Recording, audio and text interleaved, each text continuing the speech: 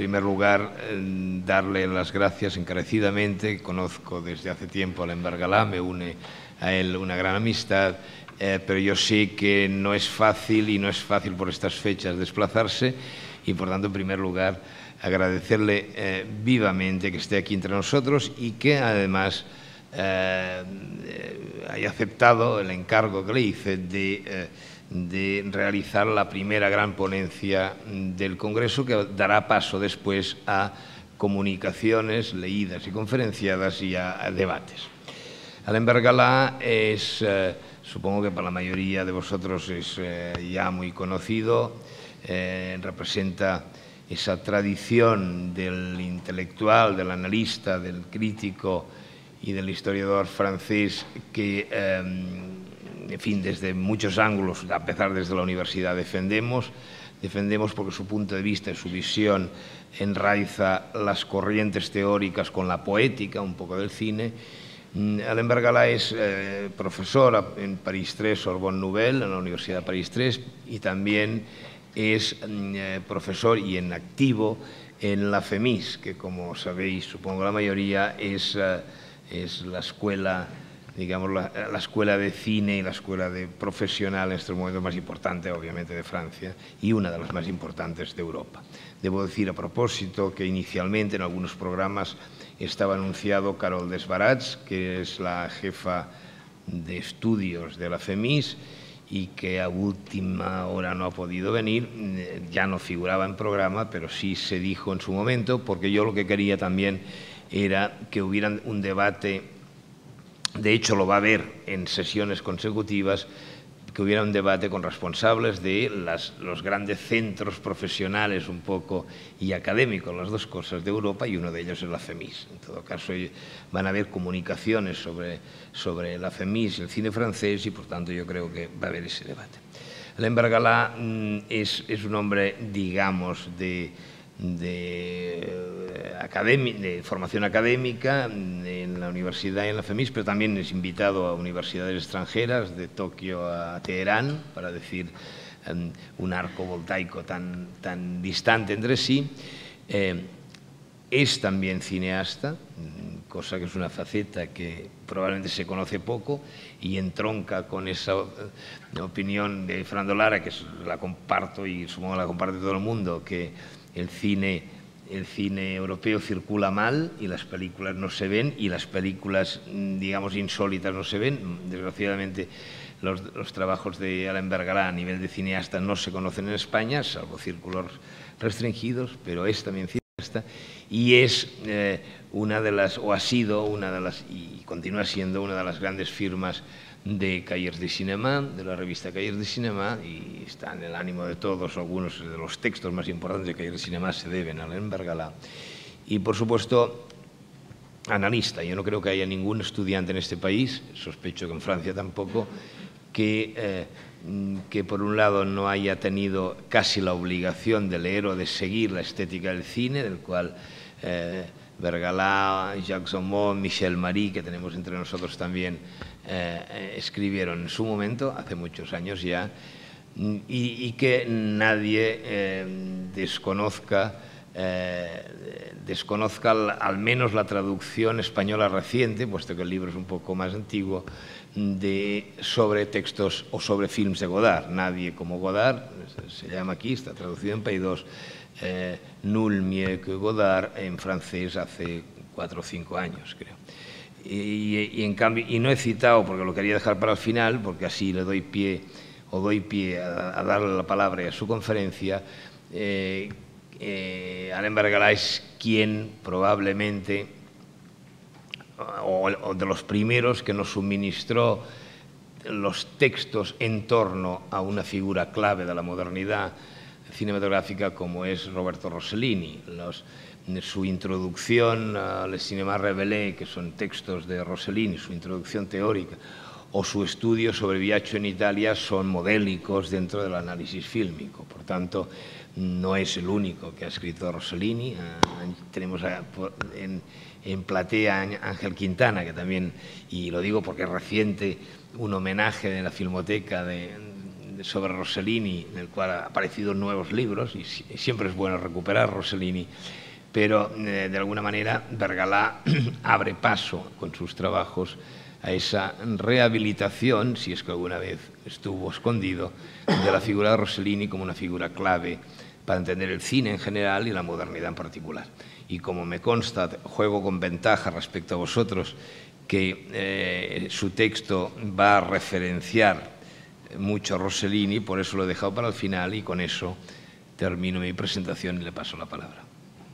Merci beaucoup.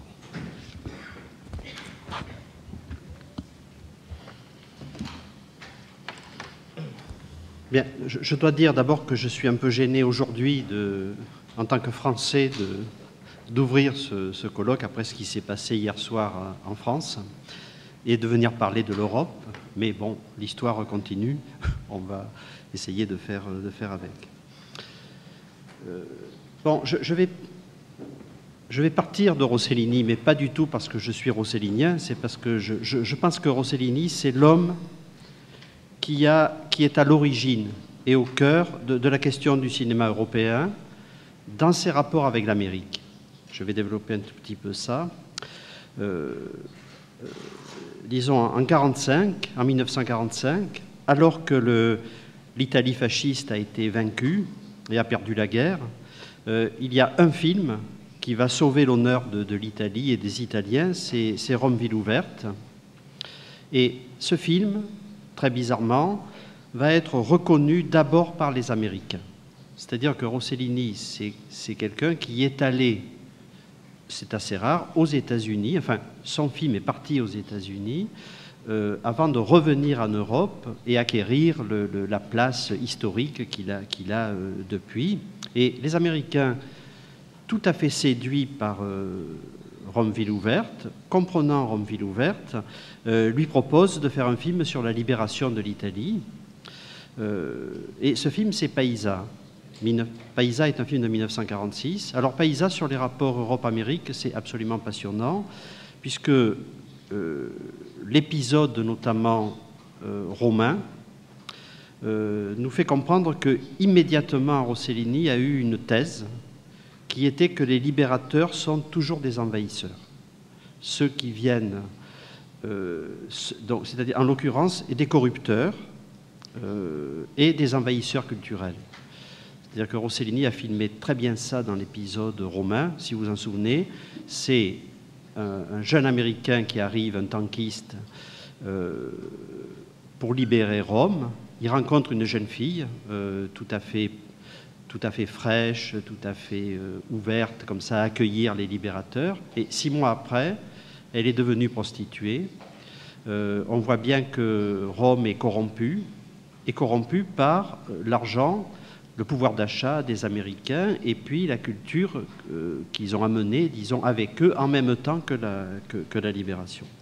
Alors évidemment, ça n'a pas empêché du tout Rossellini, qui était quelqu'un d'extrêmement pragmatique et de collaborer avec les Américains en termes de production, c'est-à-dire qu'alors qu'il était 100% italien, romain, qu'il méprisait assez fortement le cinéma hollywoodien, il a immédiatement compris que le cinéma qu'il avait envie de faire, il allait devoir le faire avec en partie des capitaux américains.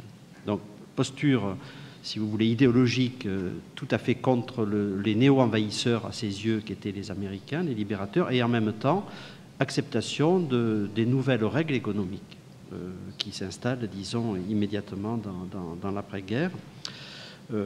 La relation de Rossellini avec l'Amérique, elle s'est compliquée ensuite à cause de l'arrivée tout à fait inattendue d'Ingrid Bergman, qui donc est la star numéro 1 d'Hollywood à l'époque et qui s'impose à lui. C'est-à-dire que Ingrid Bergman voit Paisa et Rome, ville ouverte à New York et elle comprend que c'est là que ça va se passer, en Europe. Elle comprend que si elle veut bouger, et si elle veut faire partie de ce qui est inventif et créateur dans le cinéma, il faut aller voir Rossellini et lui demander de tourner. Bon, vous savez qu'ils feront ensemble 5 films, mais jamais Rossellini a essayé de nationaliser Ingrid Bergman. ou de l'italianiser, c'est-à-dire que Rossellini, je parlerai après de la question des acteurs, elle est absolument centrale pour moi dans les rapports Europe-États-Unis. Si vous voulez, jamais Rossellini a essayé de tricher, de faire d'Ingrid Bergman une improbable italienne, c'est-à-dire qu'il lui a gardé un statut d'étrangère. Elle est toujours l'étrangère dans les films de Rossellini. Alors, pourquoi est-ce que Rossellini est le premier cinéaste européen? C'est qu'il a une intelligence politique telle, il comprend dès 1946 qu'il faut aller tourner à Berlin.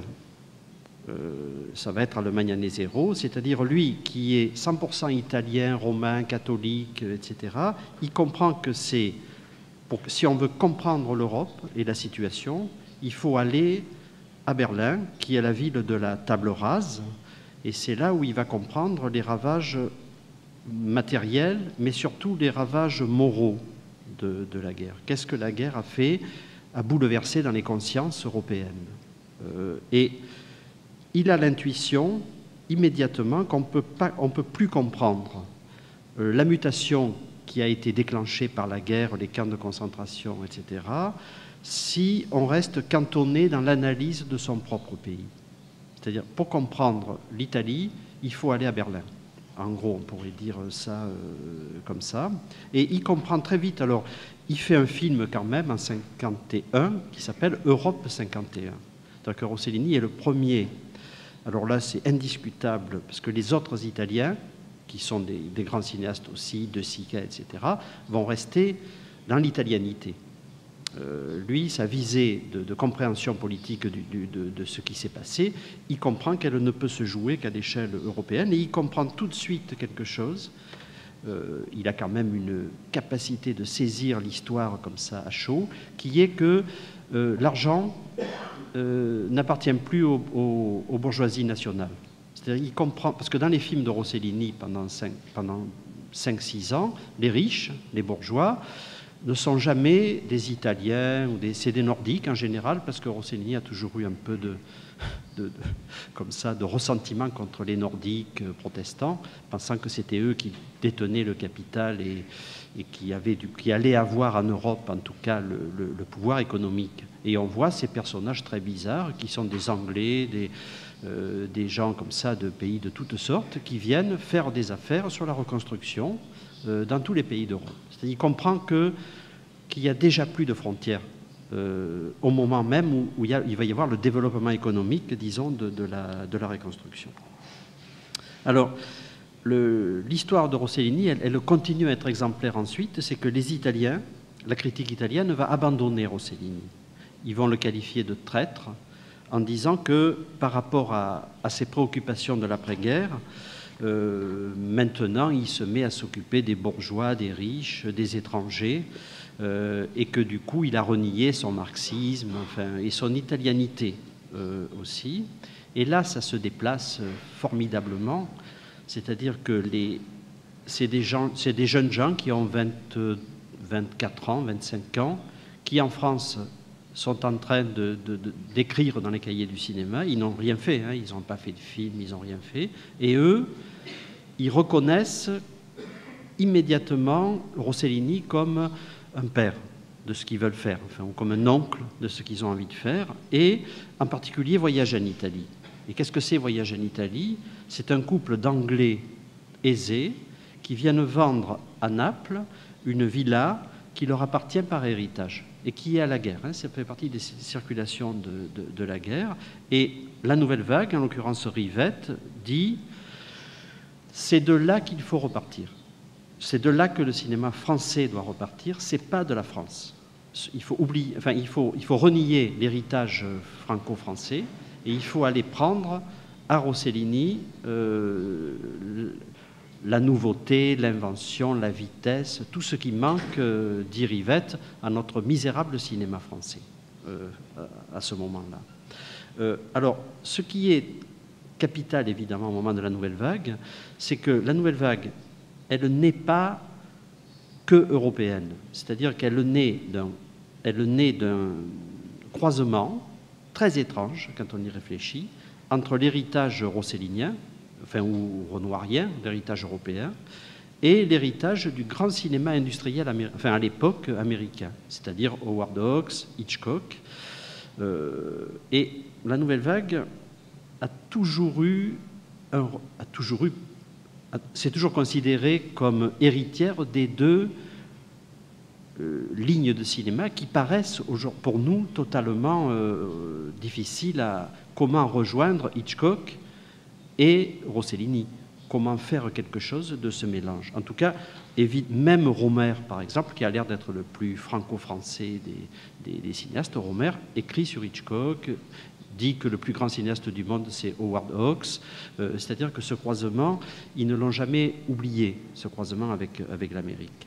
Alors, les années 60, en Europe et dans le monde, vont être le triomphe de la nouvelle vague française, qui va apparaître. Alors, ce qui est important, c'est pas ça. Ce qui est important, c'est que cette nouvelle vague française, elle va apparaître dans de nombreux pays comme une alternative réelle, esthétique, économique, politique, au cinéma dominant, à tous les cinémas dominants. C'est-à-dire que d'un seul coup, la nouvelle vague va faire triompher partout dans le monde, en Italie, mais aussi au Brésil, aussi au Québec, enfin partout, un contre-modèle. C'est le plus grand contre-modèle qui ait jamais existé, qui ait jamais émergé dans les rapports cinéma européen, cinéma américain. Et ce contre-modèle, il va même aller agir en Amérique, bizarrement, c'est-à-dire que ça tombe bien, si on peut dire, puisque c'est le moment où les grands studios américains sont en crise, et le cinéma américain est un peu en danger. Et du coup, le modèle européen, français, enfin de la nouvelle vague, va faire surgir en Amérique des jeunes cinéastes qui vont revendiquer cet héritage-là. C'est-à-dire, ça circule dans tous les sens, hein, toujours entre l'Amérique et l'Europe, au niveau comme ça de la création. Et ensuite, donc, c'est très important, parce que l'Allemagne, évidemment, c'est très important dans la construction de l'Europe de l'après-guerre, puisque c'est quand même le pays qui a été divisé, sous contrôle, etc. Et tout le monde sentait quand même bien, a toujours senti que quand même l'Allemagne était quelque part un centre disons, de l'Europe, plus peut-être que la France, finalement. Si on regarde un peu comment les choses ont été reçues et pensées. Alors, le centre de gravité, dans les années 70, va se déplacer en Allemagne. Et l'Allemagne, ça va être le lieu où va se penser l'Europe. Qu'est-ce que c'est qu'être fils de la génération des nazis? Qu'est-ce que c'est qu'être... d'avoir hérité de ça, c'est-à-dire de la guerre, de l'horreur, etc. Et je vais prendre juste deux exemples qui sont Fassbinder et Wenders. Ils sont absolument opposés, mais tous les deux sont absolument fascinés par l'Amérique et par la puissance du cinéma américain, mais ils vont en faire deux choses complètement opposées. Fassbinder, qui est quand même un des plus grands cinéastes, pour moi, des 30 dernières années, enfin, et on s'en aperçoit de plus en plus. Fassbinder s'est dit, je vais me coltiner de comprendre qu'est-ce que c'est que la nouvelle situation en Europe, qu'est-ce que c'est qu'être allemand, qu'est-ce que c'est qu'être italien. Il va pas comprendre, il va pas essayer de comprendre seulement qu'est-ce que c'est d'être allemand. Il va essayer de comprendre qu'est-ce que c'est qu'être européen. Et lui aussi, il va se poser des problèmes dans ses scénarios d'où vient l'argent, comment ça circule, qu'est-ce que c'est que cette Europe qui est en train de se reconstruire en oubliant déjà la catastrophe. Puisque l'hypothèse de Fassbinder, c'est que la table rase n'a servi à rien et que ce qui se reconstruit d'économique dans les années 70, c'est les mêmes. En gros, c'est les mêmes valeurs, etc. En tout cas, alors, Fassbinder... Bon, vous le savez, a eu une fascination absolue pour la puissance de séduction du cinéma américain. Et notamment, et la puissance d'émotion sur les spectateurs, et notamment la grande rencontre de Fassbinder avec les films de Douglas Sirk, qui fait qu'il dit, voilà, je veux faire du cinéma 100% allemand, américain. Enfin, 100% allemand, mais en prenant aux Américains leur puissance de séduction et d'émotion. Et c'est un rêve que personne d'autre a eu dans l'histoire européenne du cinéma. Le rêve de Fassbinder, c'est de dire, je vais emprunter les codes d'Hollywood, je vais faire des grands mouvements lyriques, je vais faire des lumières je vais transformer Anna Schygulla en star hollywoodienne, etc. Mais je vais faire un cinéma politique et critique. Ce que refuse Fassbinder, c'est de dire, d'un côté, il y aurait un cinéma qui serait un cinéma anesthésiant, qui rendrait les gens imbéciles, qui serait celui de l'émotion et du charme des films américains. Et de l'autre côté, il y aurait le cinéma pur et dur, de l'analyse politique, qui devrait renoncer à la séduction.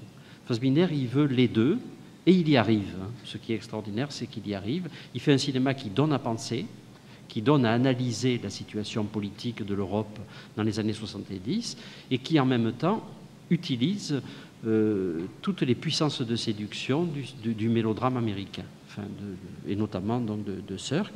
Et l'opposé, ils ont le même âge, c'est la même génération, l'opposé c'est Wim Wenders, qui lui, il veut rien en savoir de l'histoire des pères, il veut pas lui il constate juste qu'on ne peut pas être l'héritier de pères nazis. Mais il ne l'affronte pas, il s'en va. C'est-à-dire qu'il va être un fils sans père et qui va chercher son identité dans tous les pays possibles du monde. Il va aller au Portugal, il va aller à Cuba, il va aller en Australie, c'est-à-dire il ne va cesser de courir le monde à la recherche d'une identité qu'il refuse de chercher dans son propre pays, c'est-à-dire d'où il vient, en Allemagne, et il va passer sa vie, Wenders, à ça, c'est-à-dire d'être un fils errant, un fils qui cherche quelque chose dans les frontières, dans les autres pays, etc.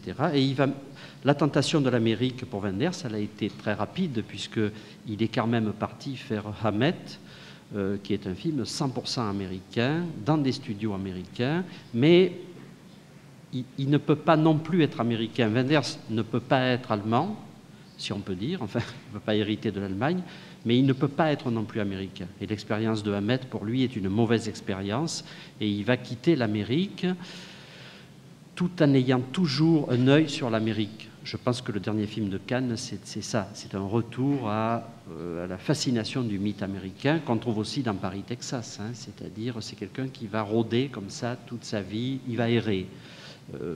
Il va errer à la recherche pas d'un père, mais de comment fuir le fait de ne pas avoir de père, enfin, ou de ne pas pouvoir avoir de père. Donc, les deux façons d'être fasciné par l'Amérique et d'en faire quelque chose sont incarnées tout à fait par Fassbinder et Wenders. Alors, je fais une petite parenthèse sur le cas Fassbinder, parce que ça permet de poser une question absolument capitale, c'est celle des acteurs. Bon, d'abord, première chose, il y a, et c'est pour moi essentiel, il y a incompatibilité évidente entre les acteurs américains et les acteurs européens. C'est-à-dire, l'Amérique ne peut rien faire des acteurs européens, et les Européens ont beaucoup de mal à faire quelque chose des acteurs américains. En tout cas, la difficulté, c'est de les mélanger. Et qu'est-ce que c'est une des grandes puissances du cinéma américain? C'est que le niveau moyen des acteurs américains, tous acteurs confondus, hein, c'est-à-dire les stars, les seconds rôles, les petits acteurs, les seconds couteaux, est incroyablement bon et supérieur à la moyenne des acteurs européens. Je parle de moyenne, hein, c'est-à-dire, si vous voulez, moi je suis toujours frappé à la télévision, je regarde une série quelconque américaine, tous les acteurs sont bons. C'est très très rare qu'il y ait des acteurs faibles, etc. Quand je regarde une série française à la télévision, c'est l'épouvante, les acteurs. C'est-à-dire, ils sont tous mauvais. en général. Et évidemment, c'est un vrai problème. Hein. Alors, pourquoi il y a et c'est évidemment un des freins très, très important à l'exportation des films européens aux États-Unis. C'est-à-dire que Depardieu, par exemple, ça ne dit strictement rien aux Américains. La façon d'être et de jouer de Depardieu ne les concerne pas. C'est une chose incompréhensible qu'on puisse jouer comme ça. Or, en France, pour nous, c'est une des rares stars. Alors que n'importe quel Européen est fasciné par Al Pacino, par Bruce Willis, c'est-à-dire que leurs stars sont les nôtres, mais nos stars ne sont pas les leurs. Ça crée évidemment des grandes difficultés d'échange enfin, et de circulation. Alors, ça vient, il y a plusieurs raisons à ça. D'abord, c'est qu'évidemment, la pyramide des acteurs américains est 100 fois plus large que la pyramide des acteurs français. C'est-à-dire, aux États-Unis, il y a tout Américain est un acteur potentiel, et donc, au bout d'un moment, ceux qui arrivent en haut, ils sont quand même forcément bien plus triés qu'en France ou en Espagne, où la pyramide est beaucoup moins basse. Et puis, les Américains ont quand même, depuis les années 50, une méthode. Ils ont une école de jeu qui est l'acteur studio, qui a traversé, c'est un cas incroyable dans l'histoire du cinéma, qui a traversé 4 décennies, et ça continue à fonctionner. C'est-à-dire qu'il y a un modèle du jeu américain, alors qu'en Europe, il y a un style, il y a un type, mais il n'y a pas d'école. Il y a quelque chose dont je vais parler après. Alors, si vous voulez, l'incompatibilité acteur américain, acteur européen, elle ne vient pas que de la méthode, évidemment, elle vient d'une chose qui est beaucoup plus importante et fondamentale. C'est que le cinéma, c'est d'abord un imaginaire de l'espace et des corps dans l'espace. Et de toute évidence, l'imaginaire de l'espace américain et de la façon dont un corps peut l'occuper n'est pas du tout le même que l'imaginaire de l'espace européen et de la façon dont un corps peut l'occuper. Et ça, c'est visible dans... Vous prenez n'importe quel plan de film américain et vous prenez n'importe quel plan de film européen, vous voyez très bien cette différence. C'est-à-dire qu'il y a la façon d'habiter l'espace et de le créer par ses gestes, par ses déplacements, n'est pas la même en Amérique et en Europe, et c'est normal. L'Amérique, elle vient des grands espaces du désert, elle vient des grandes villes comme ça, alors que notre espace européen, il est petit et étriqué. Il est beaucoup plus réduit, et du coup, le jeu des acteurs, évidemment, ne peut pas se déployer de la même façon entre celui qui vient des grands espaces et celui qui vient de nos petits cloisonnements, disons, européens. Et puis, Serge Danet l'a dit de façon formidable, il dit finalement les acteurs vraiment sexy, c'est les acteurs américains. Et il dit, quand j'étais jeune cinéphile, les hommes, par exemple en France, ce n'étaient pas des modèles, les acteurs français de l'époque n'étaient absolument pas des modèles pour moi parce que je préférais voir les acteurs américains qui étaient séduisants. Et il dit les acteurs français n'avaient aucun charme, aucune puissance de séduction, et même s'ils étaient bons, je ne désirais pas être eux. Ça reste à peu près valable. Hein. Aujourd'hui, un petit Français, il ne rêve pas d'être Depardieu. Enfin, physiquement et comme ça. Il rêve plutôt d'être un acteur américain. Enfin, il rêve d'être je ne sais qui. Alors, et les Macmahoniens l'avaient bien compris aussi, puisque les Macmahoniens disaient finalement... les Macmahoniens, c'était une école un peu d'extrême droite, enfin un groupe cinéphile un peu d'extrême droite, qui ne défendait que le cinéma, un certain cinéma américain, où le corps de l'acteur se déployait dans l'espace et créait l'espace. Et évidemment, quand ils voyaient arriver, pour eux, la haine absolue, par exemple, c'était Giulietta Masina. Ils disaient, c'est-à-dire c'était la haine de l'Europe. C'est-à-dire, ils disaient, comment est-ce qu'on peut faire des films avec une femme pareille ? Il y avait du mépris fasciste, hein, enfin, par rapport à ça, évidemment, chez les Macmahoniens. C'est-à-dire, l'idée, c'est impossible que le cinéma européen soit grand parce qu'ils font tourner Giulietta Masina. et que donc ça veut dire c'est fini, on renonce à ce que c'est que l'essence même du cinéma. Alors, par contre, et c'est très important, comme pour que se constitue un cinéma, enfin, le cinéma européen s'est toujours constitué sur la circulation de désirs autour d'acteurs. Le cinéma européen est un cinéma de frères, de fratries, et dans ces fratries, on a toujours fait circuler des corps d'acteurs. Mais c'est une circulation libre, c'est une circulation de désirs, c'est pas du tout une circulation qui serait imposée par je ne sais quelle instance. C'est par exemple, je prends des exemples des années 60-70, où Anne Wiazinski, qui n'est pas une grande actrice, qui est juste un corps, qui est juste une façon de bouger comme ça, elle va circuler de Bresson à Godard, puis après elle va être empruntée par Pasolini, elle va être empruntée par les cinéastes brésiliens, elle va circuler comme une sorte de corps fétiche entre les frères, dans la fratrie, disons, des cinéastes de ces années-là. De la même façon, Fassbinder va emprunter à la nouvelle vague française, aux cinéastes frères de la nouvelle vague française, les acteurs de la nouvelle vague. Il va emprunter Lou Castel au cinéma italien. Après, Godard va emprunter à Nachigula, à Fassbinder, qui lui-même lui avait piqué Di Constantine.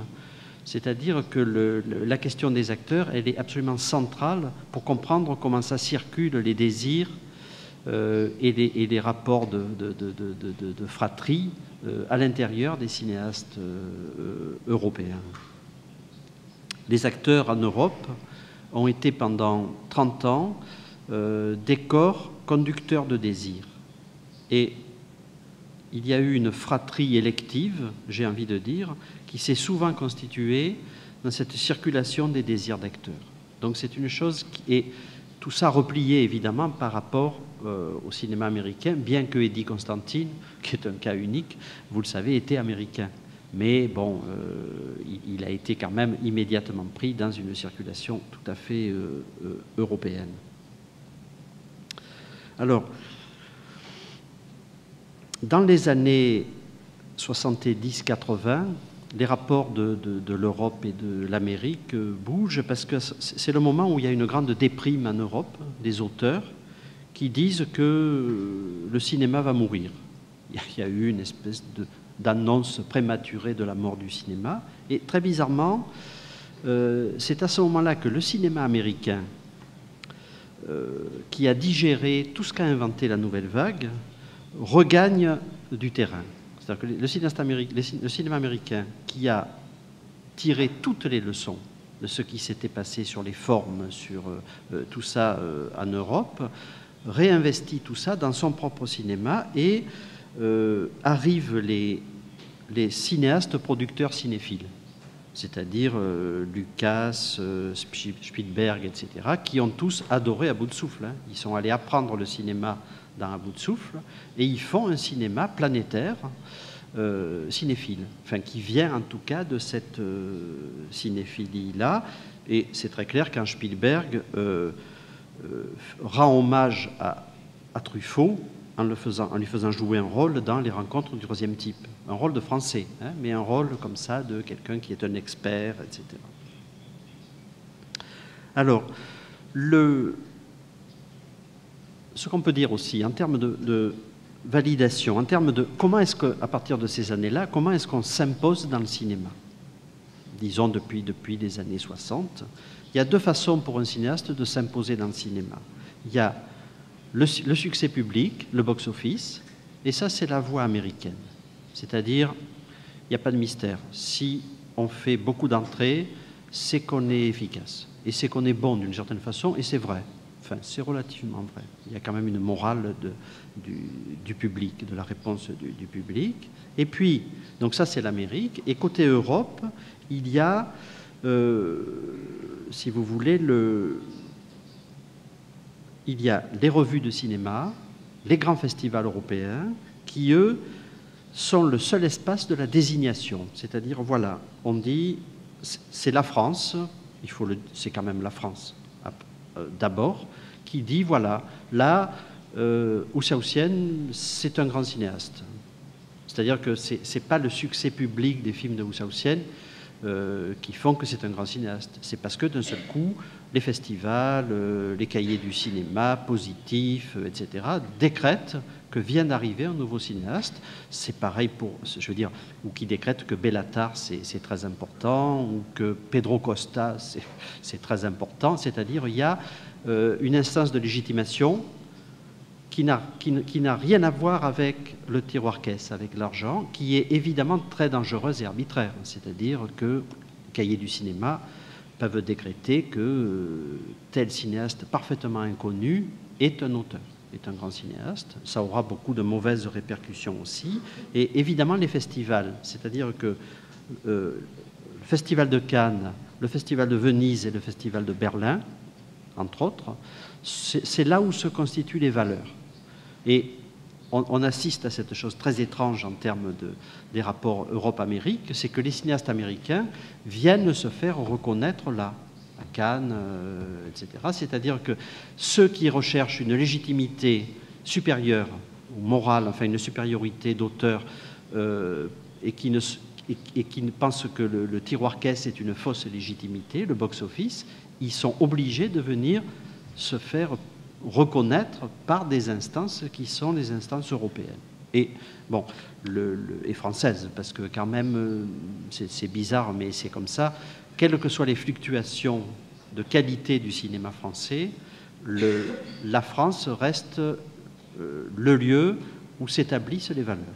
Et les valeurs repartent, et il y a plein de cinéastes qui ont très bien compris ça, ils font 2 films, ils viennent se faire reconnaître à Paris, et après ils retournent chez eux, en disant « j'ai été reconnu par Paris, donc je suis un bon, enfin vous pouvez me donner de l'argent, etc. » Ce système, ça durera peut-être pas très longtemps, mais il fonctionne encore aujourd'hui de toute évidence sur ça. Et on peut aujourd'hui être cinéaste sans en ayant très peu de public, uniquement parce qu'on a été reconnu par ces instances-là de légitimation. Je prends l'exemple parce que c'est un exemple très clair, c'est Pedro Costa qui au Japon est accueilli comme une star, etc.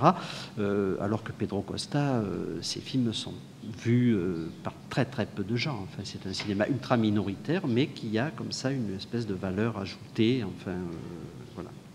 Alors, j'en viens aux années 80-90. Qu'est-ce qui se passe? Le rhizomatique et moléculaire. Le cinéma européen ne peut pas être molaire. Le seul qui a eu un rêve molaire, c'est Toscan du Plantier.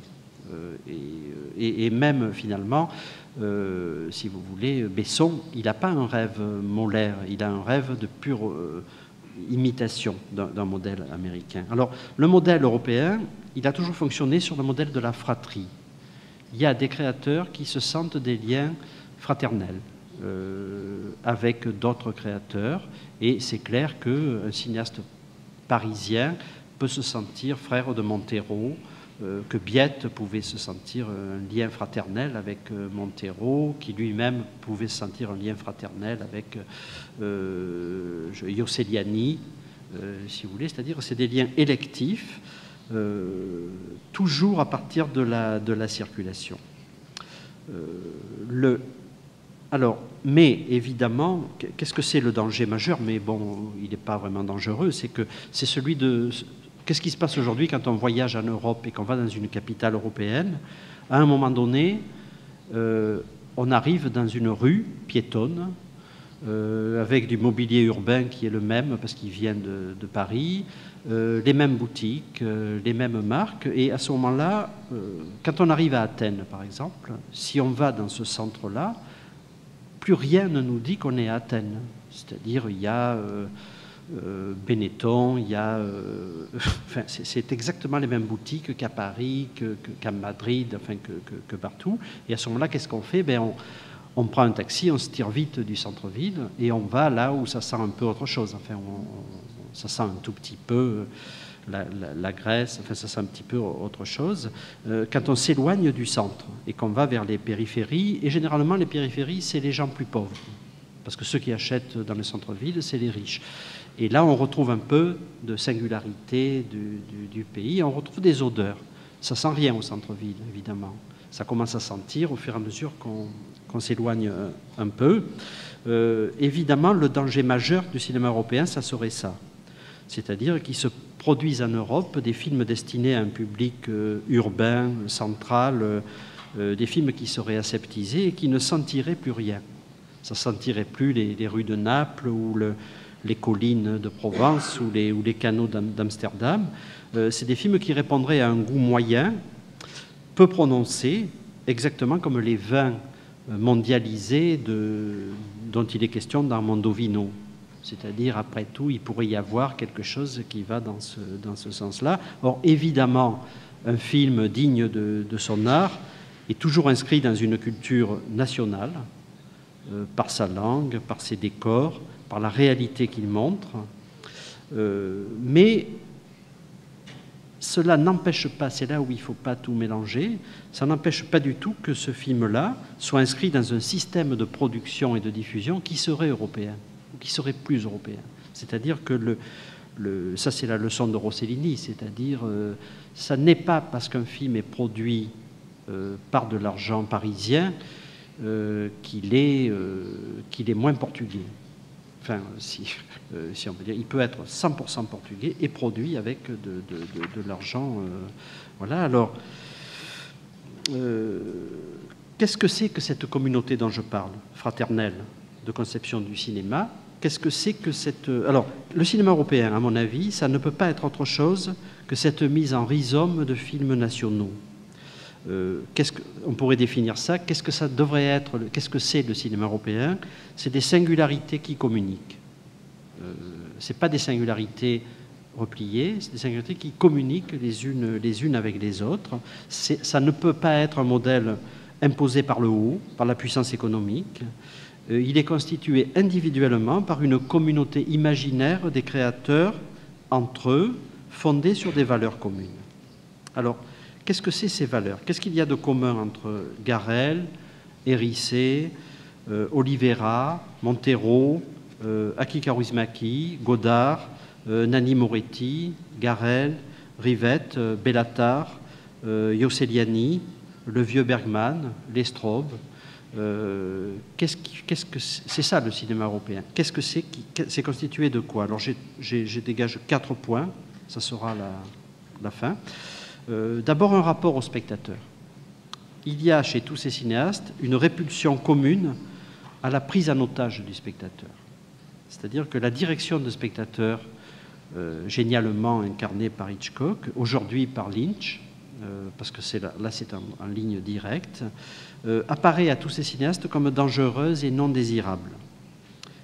Tous ces cinéastes ont en commun de vouloir ménager à leurs spectateurs la possibilité, pendant la projection, de rester une conscience non anesthésiée, c'est-à-dire de rester une conscience ouverte, capable de réfléchir, y compris à soi-même, à sa propre vie, à sa philosophie, à ses pensées, et aussi un spectateur qui est capable de regarder les images et les plans avec une marge d'air, de liberté, c'est-à-dire le spectateur a le temps de regarder le plan un tout petit peu au-delà de ce qu'il y a à lire dans le plan pour la construction du sens. C'est-à-dire il faut que le plan excède un peu la pure construction du sens. Pour reprendre une expression d'un psychanalyste, ce sont des cinéastes qui revendiquent pour leurs spectateurs le droit à lever les yeux de la page. J'aime beaucoup l'idée, le droit à lever les yeux de la page, c'est-à-dire on a le droit, quand on lit un livre, par moment de s'arrêter et de lever les yeux de la page. Au cinéma aussi. Enfin, en tout cas, évidemment, le cinéma américain, pour lui, c'est la phobie absolue, c'est qu'il ne faut surtout pas que le spectateur lève les yeux de la page. Sinon, c'est foutu. Il n'y a plus de... Voilà. Ce qui ne veut pas dire, parce que là, il y a eu beaucoup de choses dites, ce qui ne veut pas dire refus de l'émotion et de l'identification. C'est-à-dire, ce n'est pas forcément contradictoire. Il peut y avoir émotion, identification, mais ménager des plages où le spectateur puisse rester avec lui-même. Il ne soit pas simplement rapté, disons, par le film. Deuxième point, commun à tous ces cinéastes, pour moi, une certaine conception du plan au cinéma, de la question du plan. Pour la plupart des auteurs européens, le désir de film est d'abord un désir de plan, de faire des plans un par un. C'est évident chez Bellatar, chez Garel, chez Kaurismäki, chez Hérissé, chez Lestrobes. Il y a chez eux une primauté du plan sur la fonctionnalité du récit. Le plan n'est jamais entièrement déduit ni réduit à sa fonction dans le récit. Le plan n'est jamais seulement un maillon de la chaîne à raconter, à tenir le spectateur par la main. Le plan a droit à exister en tant que plan, indépendamment de sa fonction, si vous voulez, dans le scénario. Troisième point, une certaine conception de la place et de la fonction du scénario. Pour la plupart, pour tous ces cinéastes, le scénario n'est pas une machine sans faille à gérer du récit et à gérer le spectateur. Et le scénario n'est pas la Bible intouchable de la fabrication du film.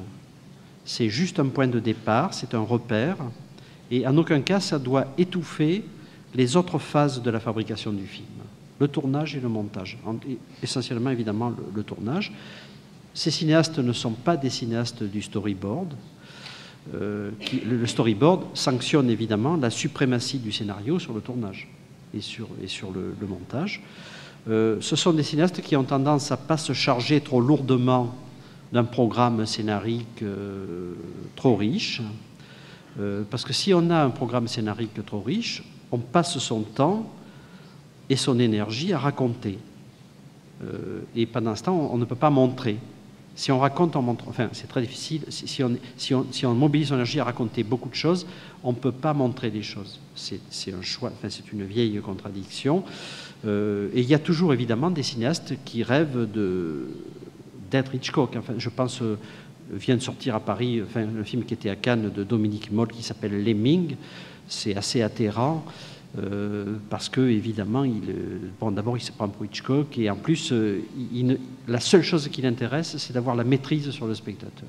Et le spectateur, il n'a pas envie d'avoir comme maître Dominique Moll. Il préfère aller revoir Fenêtre sur cour ou même revoir les films de Lynch. C'est-à-dire que là, il y a erreur de visée. Alors, quatrième point et dernier, tous ces cinéastes ont en commun une conception du rapport du cinéma à la réalité.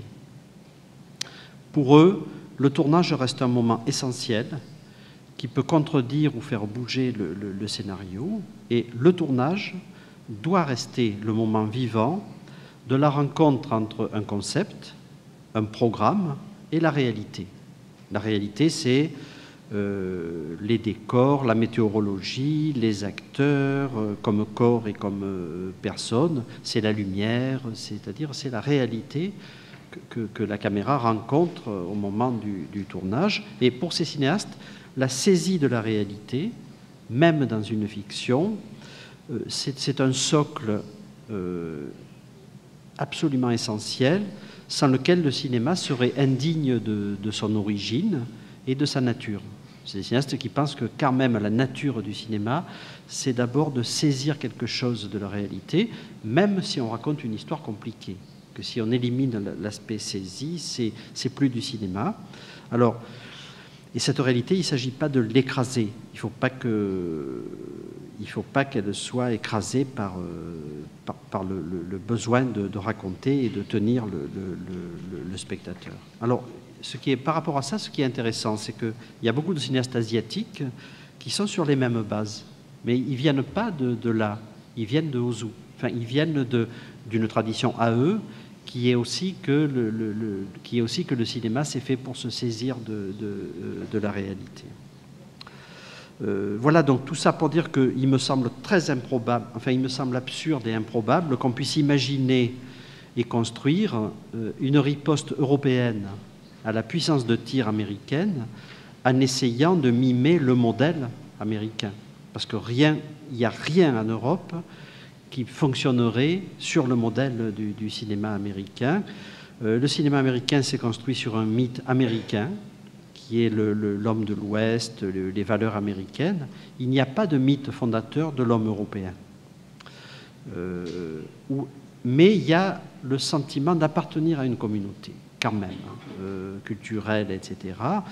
Et le mythe fondateur de l'homme européen, on le sent, hélas, quand ça va mal, c'est-à-dire, on l'a vu quand la Turquie veut entrer dans l'Europe, et là, d'un seul coup, se réveillent les vieilles peurs de l'Occident chrétien contre les barbares, enfin, contre les musulmans, les barbares, etc. C'est-à-dire que là, on se dit, il y a quelque chose de réactif qui constitue une identité dont moi, je ne rêve pas, en tout cas, une identité occidentale, comme ça, chrétienne. Alors, c'est le sujet ambigu des 2 derniers films d'Oliveira, un film parlé et Le Cinquième Empire. Ça ne parle que de ça. C'est-à-dire, qu'est-ce que c'est qu'être occidental aujourd'hui ? Qu'est-ce que c'est qu'être européen et occidental? Et comme c'est un philosophe il a dépassé tous nos petits problèmes, questions, etc., il le pense à une espèce de truc très, très étrange. Et dans Le Cinquième Empire, quand on sort du film, on se dit, mais on a compris tout ce dont il parle, mais on ne sait pas ce qu'il en pense. Enfin, on n'arrive pas à savoir ce qu'il en pense exactement. Donc, il y a de toute évidence une communauté culturelle européenne. Et par contre, il y a du travail à faire et très important, c'est de constituer un public plus large que les seuls publics nationaux. La grande puissance américaine, elle tient évidemment au fait que le public national étant le plus grand du monde, permet de mobiliser en grande partie l'investissement. Ça veut dire qu'après, il n'y a plus qu'à conquérir les marchés extérieurs. Il est clair qu'un cinéaste portugais ou finlandais, une fois qu'il a comptabilisé son public national, il n'a rien pour faire son film. Et du coup, évidemment, la notion de cinéma européen, elle devrait permettre, en termes de production, ça existe déjà via la France, et en termes de distribution, à des films qui auraient qui garderaient leur identité nationale, de trouver un financement et un public plus large.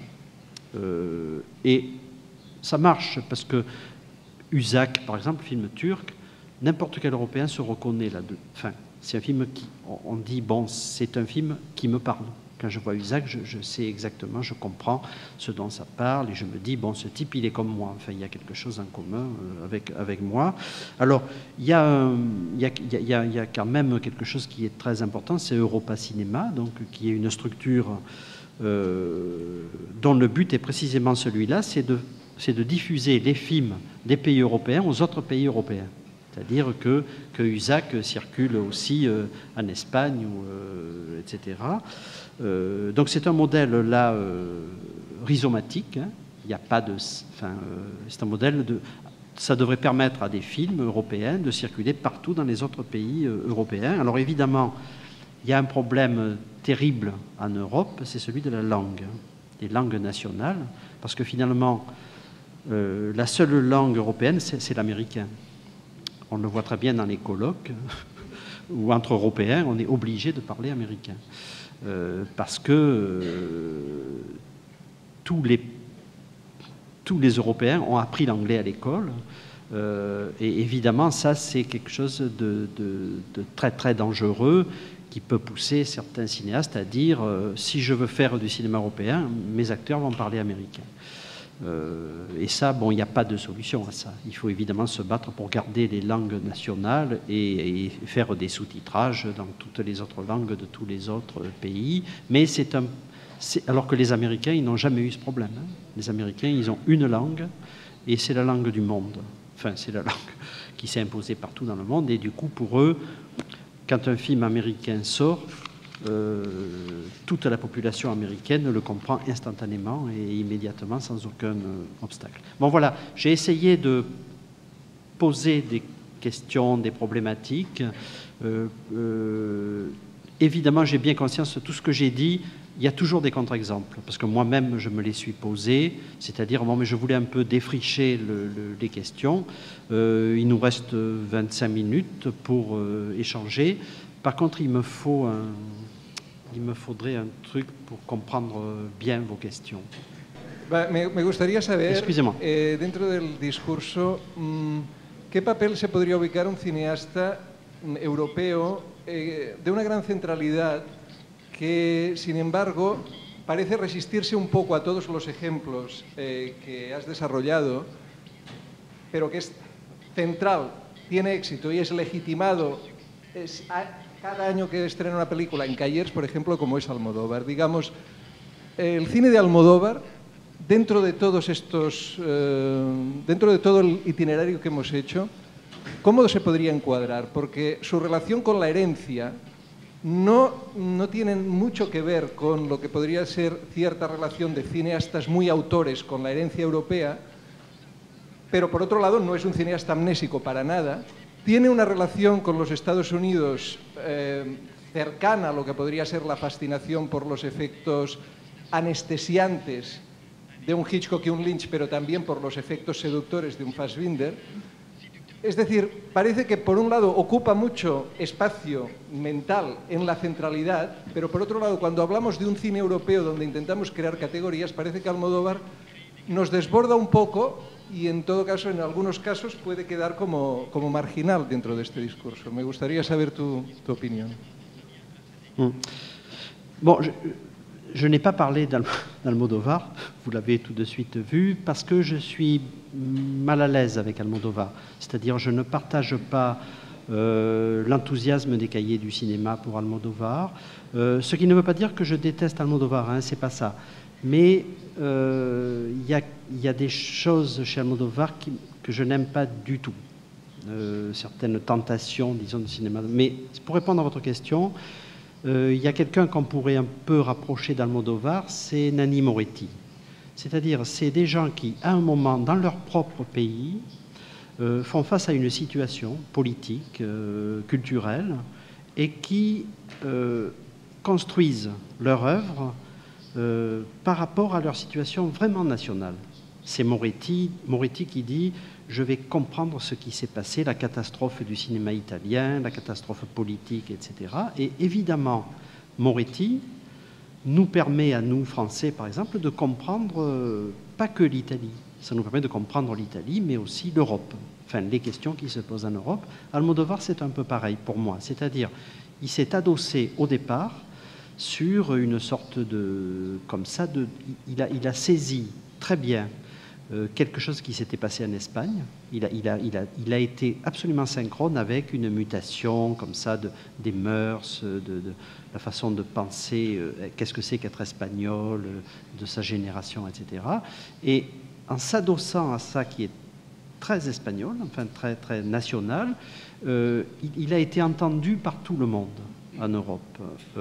Et il a été très bien entendu et légitimé, comme vous dites, par à la fois le public et les instances, bien que le pauvre...